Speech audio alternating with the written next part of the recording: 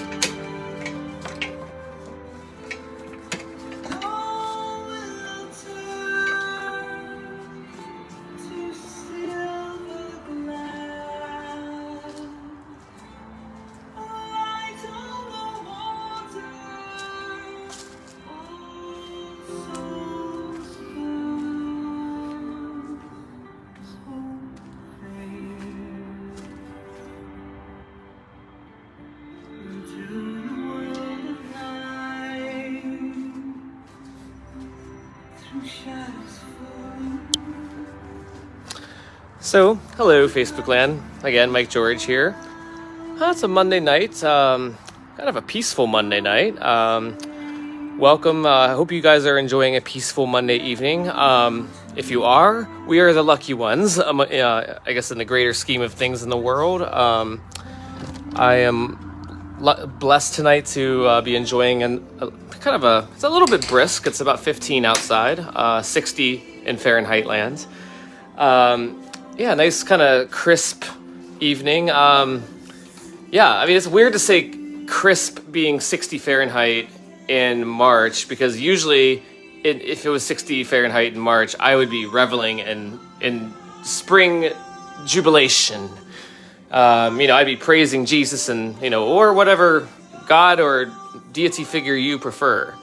And whatever gender they ascribe to, identify as, or whatever, Anyways, speaking of goddesses whose gender I'm pretty sure I know, Annie Lennox.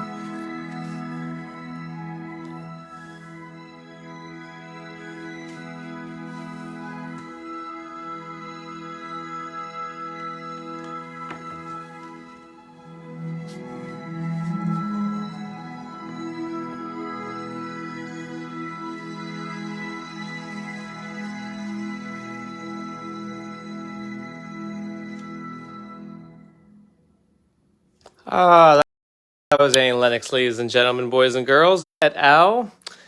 Yeah, welcome to Monday night, I guess, with me, Mike George, from Crimson House, Alexandria, Louisiana, otherwise known as my place. Yeah, as I said, I kind of had some small nuggets of success on my latest on my project lately to get all of the speakers in the house, and or a chunk of them, however, kind of a maybe sort of a multi-room setup, to all play the same music. So far I've achieved,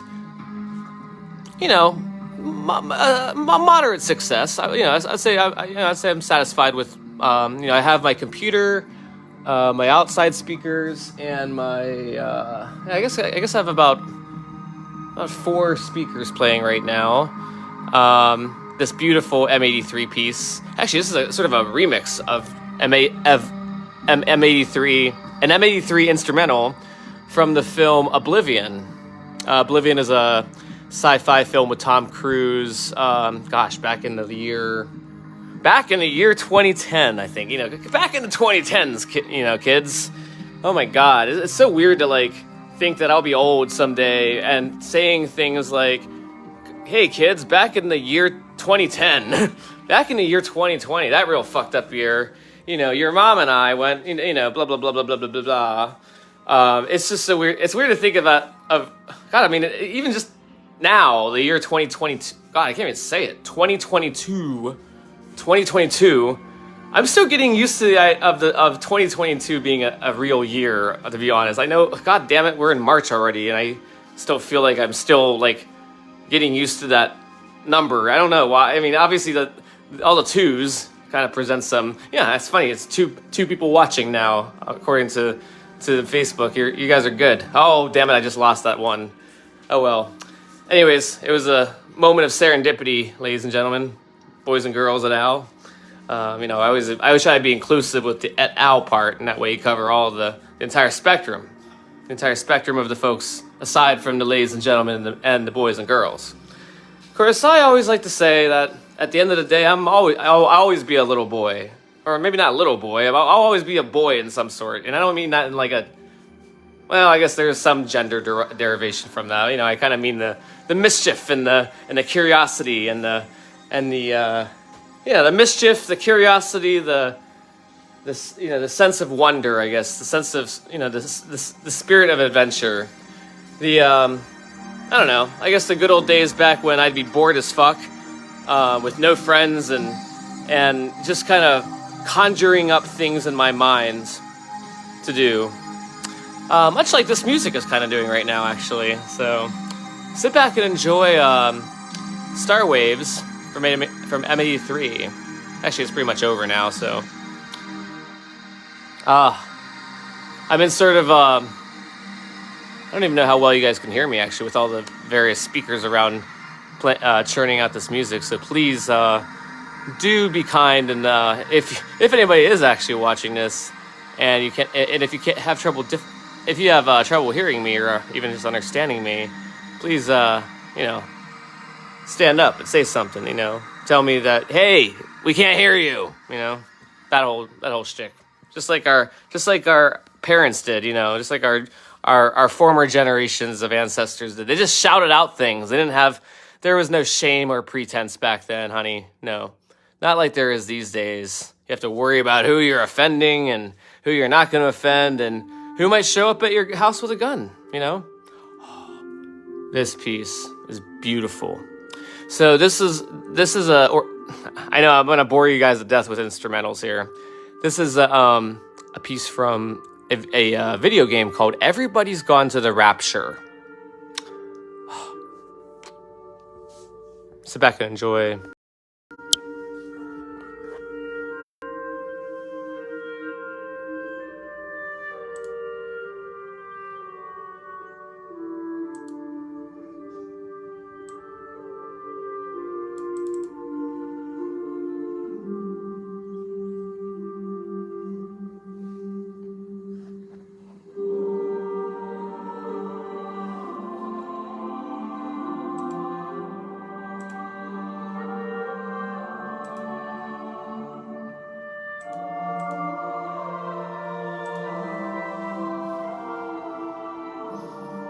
Oh, this is really cute. This is actually, both these things are in Taiwan.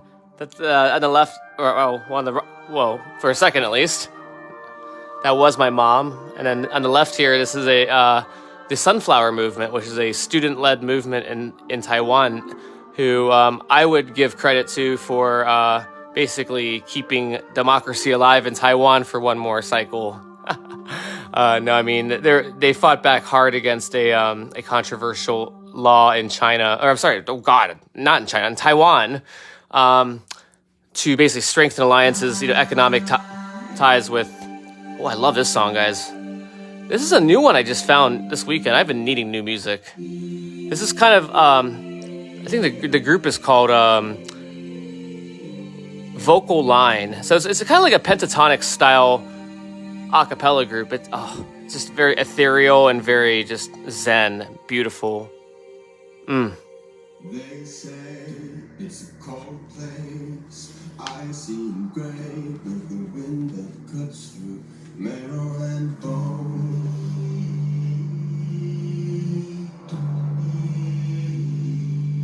I've heard the earth cracks open wide before your eyes and might swallow you whole.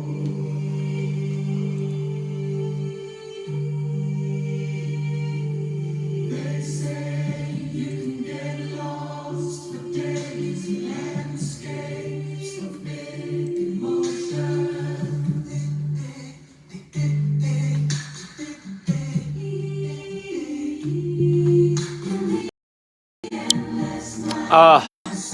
I love this sort of a cappella number. It just their voices and the blend and the heart and sort of the I guess really the blend. How it all just and the female voices in here, they're just very forward. Their voices in particular are very forward. They feel very forward to me, you know what I mean? Like forward leaning. Like they're not just singing, baby. They are proclaiming with voice. The song is called True North.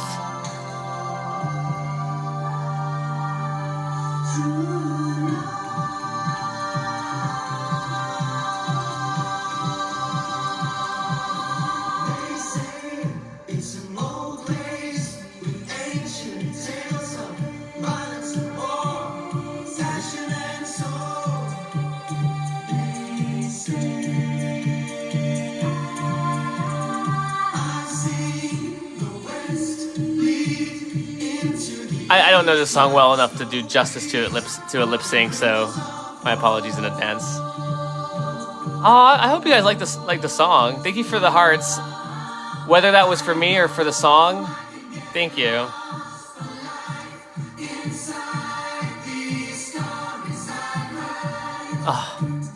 Damn, this song just fucking melts me a little bit. I'm sorry. I've needed some new music, and this is just so refreshing to me.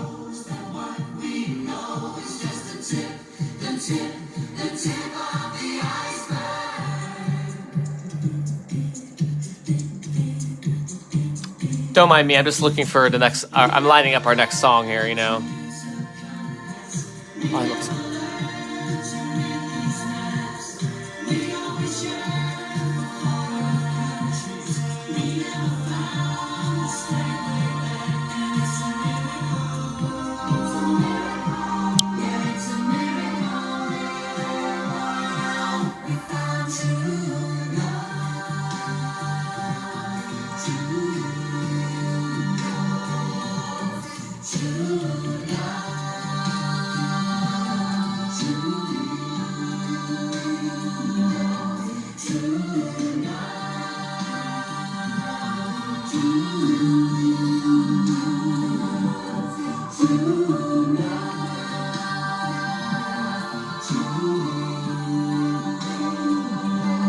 Oh, thank you, Ernest.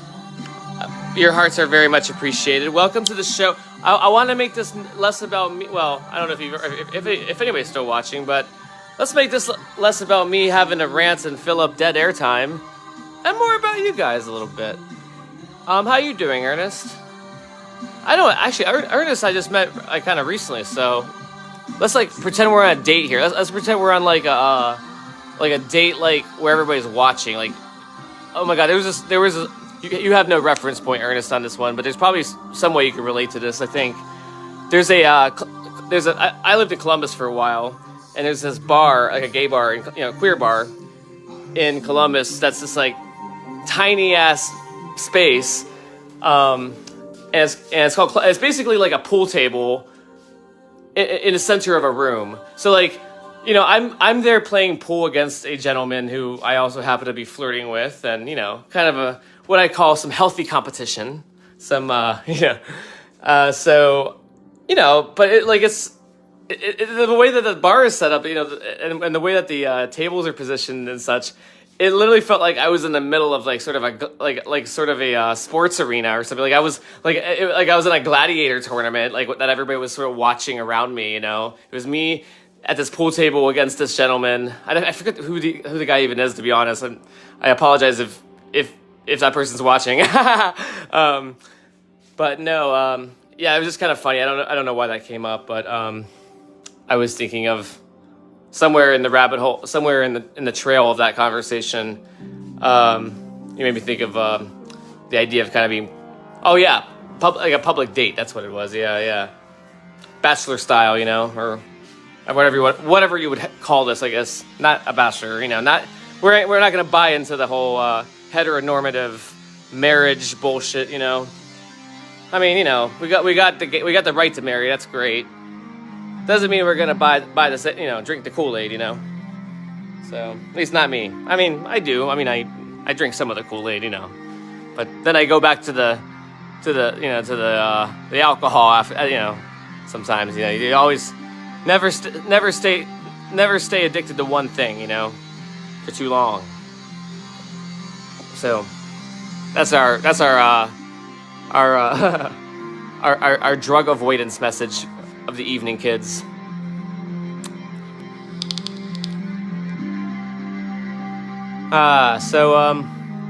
Let's see here. Let's do a little bit of I don't feel like talking about the news today. I mean, I have watched the news today. I've got it where I'm good. I have talked about it as much as I care to talk about it. And I know I'm being a little hypocritical because I went on a rant the other day about how it is privileged, to be able to sit there and say I don't want to talk about politics, so blithely is a privilege. Is itself a privilege. The ability to selectively not talk about politics is a privilege, because the moment at which politics, and the messiness of it, and honestly the what's becoming the the ugly side of it, the ugly flip side of, I guess, democracy, if you will. It's nice to get away from for, every once in a while. So I shouldn't be too hard on the person, and actually multiple persons who sort of crossed my line with the statement that they quote don't do politics. It's easy, I guess, now that the gays can marry, that we can go back to not doing politics. No, I'm being facetious, obviously. But obviously, there's a lot of things out there that need fixing still, and a lot of large scale systems that are out there that are kind of I wouldn't say they are. I'm not the sort of like rebel, like anti-institutionalistic rebel that I don't want to like blow up the all the Chase buildings at the end of like they do at the end of Fight Club. But I will say that there are some major sort of interconnected systems that are in a large state of inertia, to put it very politely and kindly, and attempting to do it in an academic fashion.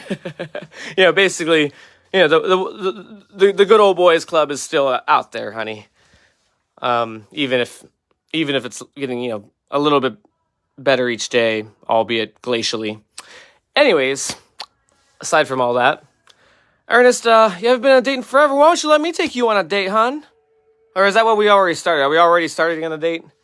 If so, I mean, you've done good, kid, because we're already in the bedroom now. So, welcome.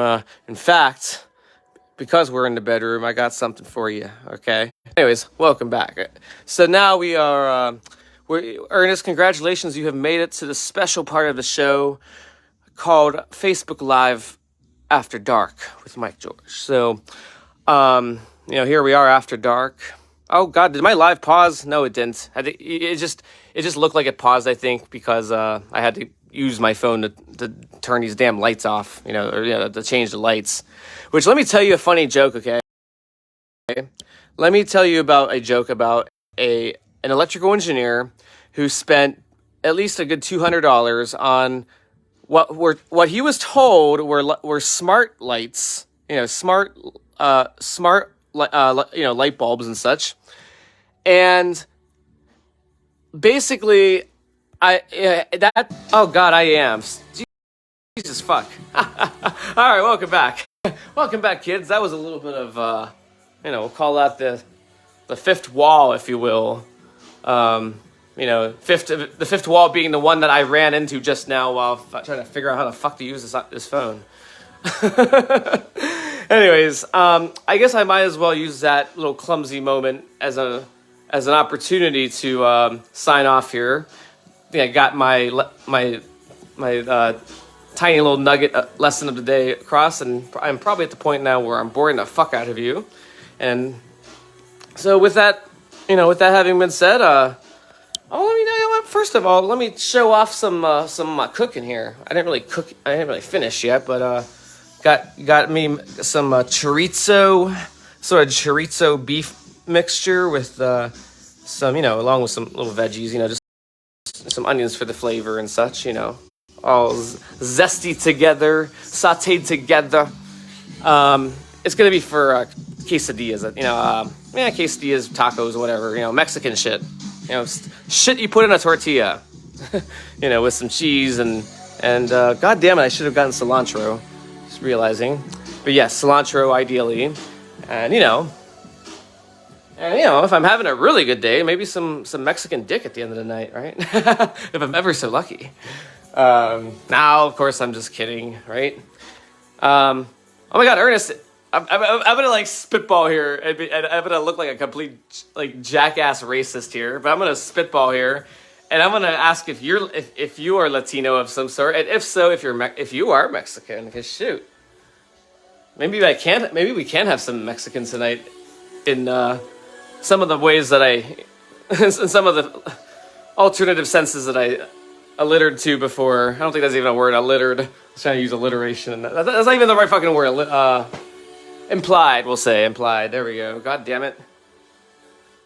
Oh my God, Ernest. Shit, you're Cuban. Oh, okay. I have some talks. We gotta talk offline. Shoot, I'm trying to remember if it's funny. Among all the Latino people I know, I don't know that many Cuban people. I don't think. Yeah, I know a decent amount of Mexican. And again, this is gonna sound like, well, whatever. I'll insert my disclaimer about please don't get offended if I sound like a big, racist. My philosophy is that everybody's a little bit racist. Cue the Avenue Q song. However, that's not that that's an excuse. In fact, I would argue that that's, it's our job to be aware of that, and therefore be able to joke about it and be able to compensate for it and not allow it to basically turn us into assholes. With that having been said, Ernest, I'm gonna be a little racist here. Let's see here, Cuban. Now where was I go? Oh yeah, just Mexican folks. I've lived in Canada before. I lived in Montreal, and it's interesting. I dated a Mexican lad up there. Really, really beautiful, kind fellow. And it's interesting because all the Mexican folks, we in the U.S. here, in American culture, we have this sort of image. At least I do, of Mexican people as sort of being kind of low skill, working in the kitchen, working the fields, kind of, menial labor, basically the wage laborers. There's that whole image, poorly educated, work, just, physical labor, like great at physical labor, mind you. But like, that's sort of the image, right? The stereotype. But like, it's funny because like then when I lived in Canada, all the Mexican people that I met up there and really got to know, and perhaps it was through the person I dated, kind of through a particular grapevine. But I'm sorry, I'm gonna turn the music down here a little bit. But the Mexican people that I encountered in Montreal, like up in Canada, Quebec, were super bougie. They had money. They were educated, university educated at least, if not masters, PhD. They were basically they had some sort of international, I guess, flavor to them in the sense that they had traveled around the world, either for pleasure or for maybe their education. I guess maybe in a similar way I did, but just to Canada, But I mean, it's just interesting because it kind of blew apart the sort of, this default image in my mind of, I guess, again, this sounds kind of weird, like, a standard Mexican person, So, anyways, aside from that, just the idea of the Canadian Mexican versus the U.S., the U.S., the American Mexican, I guess, Mexican American, completely different, like sort of socioeconomic vibe, and education level and all that kind of stuff. So, anyways, this is one of my little takeaways. Anyways, Ernest, I didn't mean to bore you with that because you're not even Mexican, you're Cuban. Nonetheless, I thought, it's probably similar with Cuban people, I imagine, because you kind of have like the class of Cuban people that had to take the boats to Florida versus the class of Cubans that could afford a plane ticket out of Cuba, to perhaps get to Canada or maybe, or even the U.S., but perhaps, farther than Miami. In terms of like how the Cuban people perhaps migrated into the U.S. and such. Anyways, on that note, Ernest, thank you for watching and for commenting on to the program. I am going to use this opportunity to just sort of chill out for a little bit, smoke something nice to settle my mind down, and perhaps have a nice little chat with Ernest if we're ever so lucky. All right. Anyways, kids, toodaloo. You guys have a good night. Take care of each other out there. Please pray for the people of Ukraine and the people of Russia. Basically, all the people for that whole area right now. And take care of yourselves and take care of each other. Toodaloo.